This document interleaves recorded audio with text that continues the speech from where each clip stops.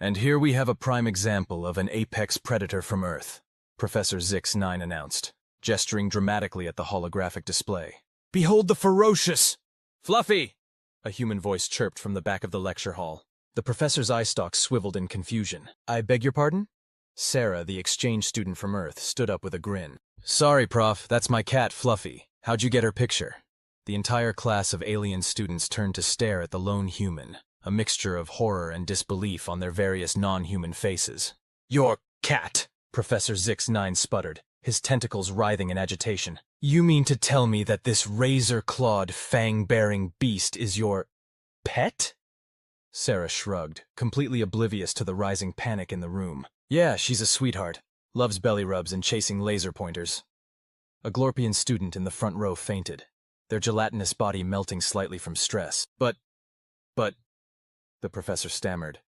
This creature is capable of disemboweling prey twice its size. It's a perfect killing machine. She mostly just sleeps and knocks stuff off shelves, Sarah replied, settling back into her seat. Though she did bring me a dead space rat last week. That was gross. The class erupted into chaos. Students were climbing over each other to get to the exits, screaming about Deathworlders and their monstrous companions. Professor Zix9 tried in vain to restore order, his voice lost in the pandemonium. Sarah watched the commotion with mild amusement. Geez, wait till they hear about dogs, she muttered to herself, as the last of the alien students fled the room, leaving only Sarah and the shell-shocked professor. A mischievous grin spread across the human's face. Hey, Prof, she called out. Want to see a picture of my tarantula? Professor Zix9's only response was a quiet whimper as he slumped to the floor. Sarah chuckled, pulling out her datapad. Humans 1, Alien University 0, Mom's gonna love this story. Sarah sauntered up to the front of the now-empty lecture hall, datapad in hand. Professor Zix9 was still huddled on the floor, his eye stalks retracted into protective sheaths. Oh, come on, Prof, it's not that bad, Sarah said, poking one of his rubbery appendages. I promise Fluffy won't eat you. Probably. The professor's voice came out as a muffled squeak. How can you live with such monstrosities? Sarah plopped down next to him, scrolling through her datapad. Monstrosities? Nah, they're just fuzzy little goofballs. Here, look at this one. She thrust the screen in front of Zix9's face, showing a video of a massive Saint Bernard prancing around with a tiny kitten on its back. See? Harmless. The professor cautiously extended one eye stalk to peek at the video. That behemoth could crush you in an instant, and it's carrying a miniature version of your fluffy assassin. Sarah rolled her eyes. Drama queen much? That's just Cupcake and Mr. Whiskers. They're besties. Cupcake, Zix9 repeated, his voice rising an octave. You named a creature capable of demolishing buildings after a dessert? Well, yeah, Sarah shrugged. He's sweet like a cupcake. Bit drooly, though. The professor's color shifted to a sickly greenish purple. I think I need to lie down. Suit yourself? Sarah said, standing up and brushing off her pants. But you're missing out on some quality Earth content. Wait till you see what we do with horses. As she headed for the door, Sarah called back over her shoulder. Oh, and just a heads up. I've got a pet snake presentation planned for next week. Might want to invest in some smelling salts for the class. The sound of the professor's anguished groan echoed through the empty hall as Sarah strolled out, humming the tune of Who Let the Dogs Out, and wondering if she could convince the cafeteria to start serving catnip lattes. Meanwhile, in the university's administrative office, the dean was furiously typing out an emergency memo. Attention all staff. Effective immediately. All Earth pet holograms are hereby banned from campus. Furthermore, the human exchange program is under urgent review. And someone please check on Professor Zix9. He hasn't emerged from his lecture hall in 3 hours, and we're picking up faint whimpering on the security sensors. As news of the Fluffy incident spread across campus, Sarah found herself becoming something of a celebrity. Half the aliens wanted to study her as a fearless Deathworlder, while the other half cowered in terror whenever she walked by. She couldn't wait to tell her roommate about all this, especially since Fido, her lovable pet T-Rex, courtesy of some questionable time travel shenanigans, was probably getting hungry back in their dorm room. Sarah strolled into her dorm room, tossing her backpack onto her bed with a satisfied smirk. "Honey, I'm home!" she called out, her voice dripping with sarcasm. A thunderous rumble shook the room, followed by the appearance of a massive scaled head poking out from behind a comically undersized privacy curtain. Fido the T-Rex let out a chirp that sounded suspiciously like a purr, if purrs could shatter windows. "Aw, did you miss me, you big softy?" Sarah cooed, reaching up to scratch under Fido's chin. The dinosaur's legs started thumping against the floor. causing minor tremors. A muffled voice came from the pile of pillows on the other bed. "Sarah, I swear to Glob, if your prehistoric puppy crushes me in my sleep one more time, I'm filing a complaint with the Intergalactic Housing Authority." Sarah's alien roommate, Blorp, emerged from their pillow fortress, looking as disgruntled as a sentient blob of goo could manage. "Relax, Blorpy," Sarah said, waving a hand dismissively. "Fido's harmless, aren't you, boy?" The T-Rex responded by playfully snapping at a nearby dresser, reducing it to splinters. Blorp oozed onto the floor with a sigh. "Why couldn't I get a nice Vorpian roommate? They're practically plants. But no, I get stuck with Deathworld Barbie and her Jurassic sidekick." Sarah flopped onto her bed, grinning. "Aw, you love us. Anyway, you'll never believe what happened in xenobiology today.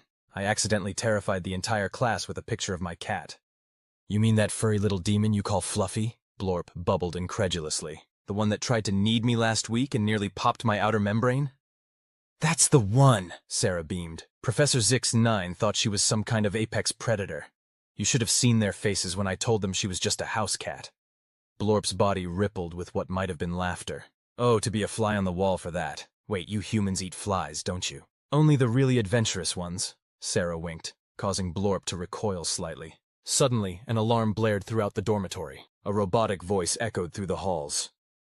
"Attention residents, unidentified Earth creature detected in Sector 7. This is not a drill. Please remain calm and proceed to your designated panic rooms." Sarah sat up, a look of confusion on her face. "Huh, that's weird. Fido's right here, and Fluffy's back on Earth. What could possibly—" Her eyes widened in realization. "Oh no." Blorp quivered anxiously. "Sarah, what did you do?" With a sheepish grin, Sarah reached into her backpack and pulled out a small terrarium. Inside, a tiny green lizard blinked lazily at them. "So, funny story," Sarah began as the sounds of chaos erupted in the hallway. "Remember how I mentioned I had a gecko named Sticky?" Blorp's exasperated groan was drowned out by the sound of Fido's excited roar. Just another day in the life of a human exchange student and her menagerie of harmless Earth pets. As alarms blared and panicked shrieks echoed through the halls, Sarah cradled the terrarium containing Sticky the gecko. "Come on, little guy. Time for your grand debut." Blorp oozed towards the door, somehow managing to look both exasperated and terrified. "Sarah, no, Sarah, please. Haven't you traumatized enough aliens today?" "Ah, where's your sense of adventure?" Sarah grinned, tucking the terrarium under her arm. "Besides, someone's gotta save these poor saps from the big bad Earth monster. Might as well be us." With a dramatic flourish, she flung open the door, revealing a hallway in complete chaos. Alien students of all shapes and sizes were running, slithering, and oozing in every direction, their panicked cries creating a cacophony of otherworldly sounds. "Fear not, citizens," Sarah bellowed, striking a heroic pose. "I, Sarah of Earth, Tamare of Beasts, shall save you from this terrifying creature." Every eye stalk, and sensory appendage in the vicinity turned towards her. A hush fell over the crowd, punctuated only by the occasional whimper. Sarah held up the terrarium triumphantly. "Behold, the fearsome Earth Beast." Sticky, blissfully unaware of his newfound celebrity status, lazily licked one of his eyeballs. For a moment there was stunned silence. Then, a tentacled alien in the back fainted with a dramatic "Whoop!" That's it?" A multi-eyed being near the front stammered. "That tiny thing caused all this panic?" Sarah nodded solemnly. "Oh yes, Sticky here is a master of disguise and stealth. He can climb walls, blend into his surroundings, and—" She paused for dramatic effect. "Drop his own tail, as a decoy."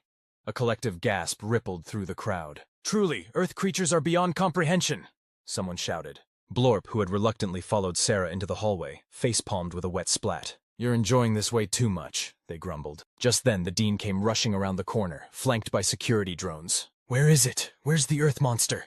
he panted, waving a comically oversized net. Sarah stepped forward, still holding the terrarium. "No need to fear, Dean Zorp. I've already apprehended the beastie." The Dean peered at Sticky, who was now attempting to eat his own shed skin. But how?" he sputtered. I know, Sarah said, patting the Dean's shoulder consolingly. "It's a lot to take in. Earth life forms are pretty intense." As the crowd began to disperse, murmuring in awe about the deadly Earth gecko, Sarah turned to Blorp with a mischievous glint in her eye. "So, who wants to help me explain to the Dean why there's a T-Rex in our dorm room?" Blorp's only response was to ooze away faster, leaving Sarah alone with the befuddled Dean, a sleepy gecko, and the distinct feeling that her academic career was about to get a lot more interesting. Little did anyone know this was just the beginning of Sarah's misadventures in alien academia. Next week's lesson on Earth's deep-sea creatures was sure to be a scream, literally. As the commotion in the hallway died down, Sarah found herself being escorted to the dean's office, Sticky's terrarium tucked safely under her arm. Dean Zorp Zorp wobbled ahead of her, his gelatinous form still quivering from the excitement. "Now then, Miss Sarah," the dean began as they entered his office. "I believe we need to have a serious discussion about your menagerie." Sarah plopped down in a chair, setting Sticky's home on the dean's desk. "Sure thing, Dean Z. What's on your mind?" The dean's eye stalks twitched nervously. "Well, you see, it has come to our attention that your Earth creatures are causing quite a stir on campus. First, the Fluffy incident in Professor Zix 9's class, and now this gecko fiasco." "Don't forget Fido," Sarah chimed in helpfully. "Fido?" the dean echoed, a note of dread in his voice. "Oh yeah, my T-Rex. He's back in the dorm. Great guard dog, really. Keeps the space rats away." There was a long, pregnant pause as the dean's color shifted through several shades of distress. "Miss Sarah," he finally managed, his voice strained. "When you applied to our exchange program, did you perhaps misunderstand the term pet policy?" Sarah grinned. "Nah, I read it thoroughly. It said no pets over 500 pounds without express permission.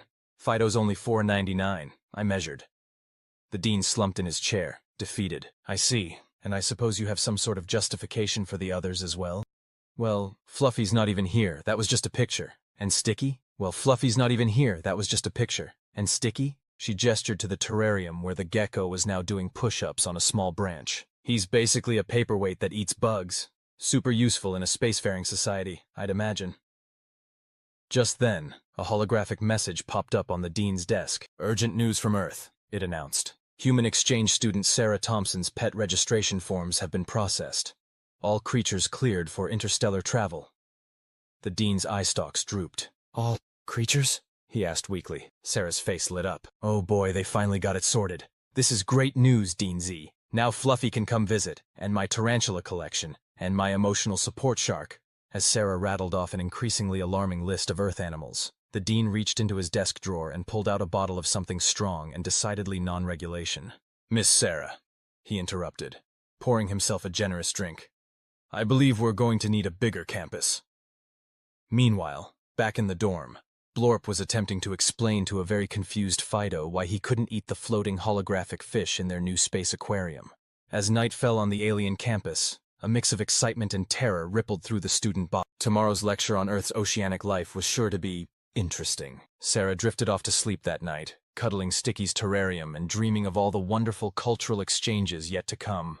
The universe, it seemed, wasn't quite ready for humanity's idea of companionship, but it was certainly about to get a crash course. The next morning, Sarah strolled into the lecture hall for Terran Aquatic Lifeforms 101, a mischievous glint in her eye and a suspicious, sloshing backpack over her shoulder. The alien students gave her a wide berth, eyeing her warily as she took her seat in the front row. Professor Squibble, a cephalopod-like being with an impressive array of tentacles, cleared his throat analogues nervously. "Ahem, yes. Well, today we'll be discussing the curious creatures that inhabit Earth's vast oceans. Now, as you can see from this hollow projection..." Sarah's hand shot up, nearly startling Squibble out of his hover tank. Yes, Miss Thompson?" he questioned, a tremor in his voice. "Quick question, Prof," Sarah chirped. "How do you feel about hands-on learning experiences?" The entire class held its breath, or equivalent respiratory functions, as Sarah unzipped her backpack. With a flourish, she pulled out a clear container filled with water and what appeared to be a tiny, transparent blob. "Meet Bob, my pet immortal jellyfish," Sarah announced proudly. Professor Squibble's tentacles curled in fascination. "Incredible. A genuine Turritopsis dohrnii specimen. But how did you transport it here?" Sarah shrugged. "Oh, you know. Just some light quantum entanglement and a bit of elbow grease. No biggie." As the class cautiously gathered around to observe Bob the allegedly immortal jellyfish, nobody noticed the small octopus that had quietly slipped out of Sarah's bag and was now making its way towards the classroom's central aquarium. "Now," Sarah continued, warming to her subject, "Bob here is pretty neat. He can age backwards when stressed. Kinda like Benjamin Button, but squishier."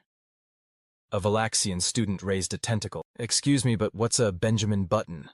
"Oh, just another terrifying Earth creature," Sarah replied with a wink. "We'll cover those in Terran cinema studies next semester." Suddenly, alarms began blaring throughout the classroom. The central aquarium's security system flashed red as a mechanical voice announced, "Warning. Unauthorized cephalopod detected. Initiating lockdown procedures." All eyes turned to the aquarium, where Sarah's escaped octopus was cheerfully rearranging the decor and waving its tentacles at the stunned onlookers. "Oops," Sarah muttered, trying and failing to look innocent. Everyone say hello to Houdini?" Professor Squibble's color shifted rapidly through a spectrum of dismay. "Miss Thompson," he gurgled, "please tell me that's not a highly intelligent escape artist capable of problem-solving and tool use." Sarah beamed. "Okay, I won't tell you that then." As chaos erupted in the classroom, with students scrambling to capture the rogue octopus and contain the immortal jellyfish, which had somehow ended up on top of a Zorblaxian student's head, Sarah couldn't help but feel a sense of pride. "Now this," she thought to herself, "is what I call cultural exchange." Meanwhile, in the administrative offices, Dean Zorp was seriously considering early retirement, or possibly a career change, preferably on a nice, quiet planet far, far away from any Earth exchange students and their menageries of terror. Little did he know Sarah's next show and tell was already in the works, and it involved a creature that made Fido the T-Rex look like a cuddly kitten in comparison. The xenobiology department would never be the same again. As the octopus chaos subsided, and Bob the immortal jellyfish was safely returned to his container, much to the relief of the thoroughly moistened Zorblaxian student, Sarah found herself once again being marched to the dean's office. This time, however, she was flanked by a very frazzled Professor Squibble, and trailed by a parade of curious alien students. Dean Zorp's office door whooshed open, revealing the gelatinous administrator mid-sip of what appeared to be his third cup of extra-strength Rigelian coffee. His eye stalks drooped at the sight of Sarah's entourage. "Miss Thompson," he sighed, "dare I ask what Earth monstrosity you've unleashed upon us now?" Sarah grinned, holding up the container with Bob. "Just spreading some aquatic education, Dean Z. Did you know that jellyfish have been around for over 500 million years? Talk about staying power." The dean's form rippled with what might have been a shudder. "Fascinating. And the, security breach I've been hearing about?" "Oh, you mean Houdini?" Sarah chirped. "He's just a little curious, that's all. Currently redecorating the classroom aquarium. You should see what he can do with a coconut shell." Professor Squibble's tentacles writhed anxiously. "Dean, while I must admit the, practical demonstration was unexpected, I can't deny its educational value. The students have never been so engaged." A chorus of agreement rose from the gathered alien students, their various appendages waving excitedly. The dean's color shifted to a resigned shade of pale blue. "I see. And I suppose you have more of these demonstrations planned?" Sarah's eyes lit up. "Oh boy, do I ever. Wait till you see what I've got lined up for next week's lecture on Earth's apex predators." The room fell silent, save for the soft plop of a fainting Glorpian student. Dean Zorp reached for his drawer, likely in search of something stronger than coffee, but paused mid-motion. "Miss Thompson, as enlightening as your contributions have been, perhaps we should discuss some guidelines for future presentations." "Sure thing, Dean Z." Sarah nodded, her tone suspiciously agreeable. "I'm all ears." "Well, not literally. That's a different Earth creature." As the dean began outlining a lengthy list of new regulations, including but not limited to no creatures capable of digesting spacecraft, and absolutely no use of the phrase, "Here, hold my beer," before any demonstration, Sarah's mind wandered to the surprise waiting in her dorm room. Fido the T-Rex had been feeling a bit lonely lately, and Sarah, being the thoughtful human she was, had decided to get him a playmate. It had taken some doing, and maybe a tiny bit of temporal displacement, but she'd managed to procure the perfect companion, a friendly megalodon she'd affectionately named Bitey. Now, all she had to do was figure out how to break the news to Blorp that their dorm room was about to become a lot more prehistoric. As the meeting in the dean's office droned on, with Professor Squibble enthusiastically suggesting ways to safely harness Miss Thompson's unique educational assets, Sarah couldn't help but smile. Sure, she might be causing a bit of interstellar mayhem, but wasn't that what cultural exchange was all about? Besides, she thought to herself, just wait until they hear about her plans for the exotic pet show next month. Earth's tardigrades were going to blow their minds, possibly literally, depending on how the demonstration went. The universe, it seemed, wasn't nearly ready for humanity's brand of companionship, but Sarah was more than happy to be its reluctant teacher, one terrifying Earth creature at a time. As Sarah left the dean's office, a triumphant grin plastered across her face, and a stack of newly minted Earth creature safety protocols clutched in her hand. She couldn't help but feel a sense of accomplishment. Sure, she'd caused a minor panic and possibly violated several intergalactic treaties, but hey, no one ever said cultural exchange was easy. She strolled back to her dorm, humming the Jurassic Park theme under her breath. As she approached her room, she could hear muffled thuds and what sounded suspiciously like prehistoric roaring. "Honey, I'm home," Sarah called out cheerfully as she swung open the door. The scene that greeted her was nothing short of chaotic. Fido the T-Rex was engaged in an epic tug-of-war with a massive toothy snout that was protruding from a hastily constructed mini-ocean in the corner of the room. Blorp, meanwhile, had flattened themselves against the ceiling, quivering in what could only be described as gelatinous terror. "Sarah!" Blorp burbled frantically. "What in the name of the Galactic Council is that?" Sarah beamed, tossing her backpack onto her bed, narrowly missing a snapping megalodon jaw. "Oh, that's just Bitey. Fido was feeling lonely, so I thought I'd get him a playmate. Isn't she cute?"